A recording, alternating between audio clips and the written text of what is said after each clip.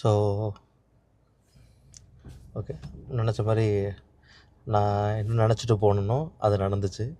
So நல்ல feel good movie, நல்ல ஒரு ராம்காம் மூவி எதிர்பார்த்து போனேன். ஸோ அதுதான் நடந்தது. செம்ம சந்தோஷம்.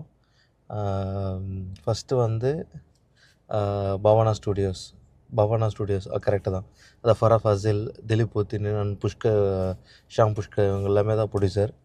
ஸோ அவங்க எடுத்த எல்லா படம் இது வரைக்கும் ஹிட்டு. இதுவும் ஹிட்டு, சூப்பர் டூப்பர் ஹிட் இந்த படம்.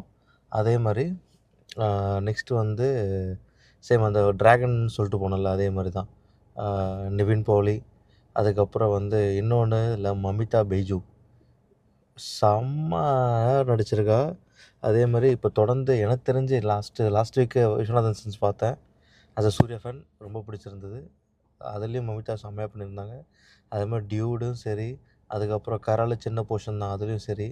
அதுக்கப்புறம் வேறு என்ன மூவி ரீசெண்டாக, அது எல்லா மூவிஸுமே கலக்கிட்டாங்க. இதுலேயும் செம்மையாக கலக்கிட்டா. ஸோ ஆல்மோஸ்ட் ஒரு 7 இயர்ஸ் 8 இயர்ஸ் முன்னாடி பார்த்துட்டு இருந்தேன் மலையாள மூவிஸில். இப்போ எங்கேயோ போயாச்சு. அண்ட் சூப்பர் சரவணால செம்மையாக பண்ணியிருப்பாங்க, வேறு லெவல். ஸோ அடுத்தது அந்த டேரக்டர். ஸோ அந்த டேரக்டர் வந்து தண்ணீர் மத்தா தினங்கள்னு சொல்லிட்டு ஒரு படம் வந்திருக்கும்.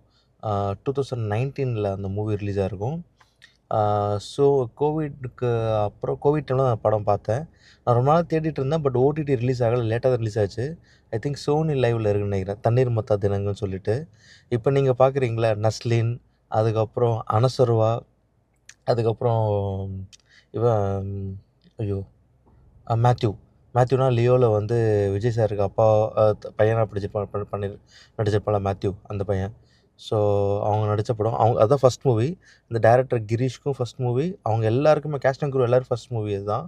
அந்த படம் ரொம்ப ரொம்ப சூப்பராக இருக்கும், வேறு லெவலில் இருக்கும். அது பாருங்கள், சோனி லைவில் இருக்கும்.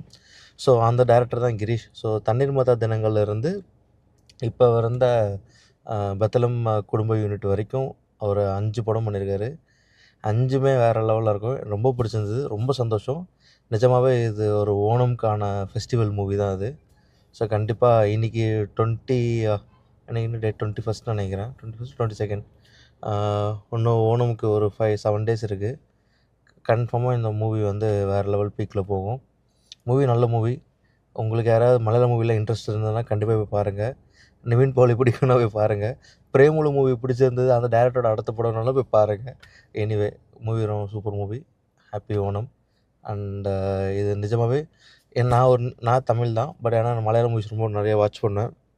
மலையாளம் இல்லை, Telugu mother tongue. So Telugu movies பார்ப்பேன், கன்னடா மூவிஸ் பார்ப்பேன். மூவினாலே பார்ப்பேன்.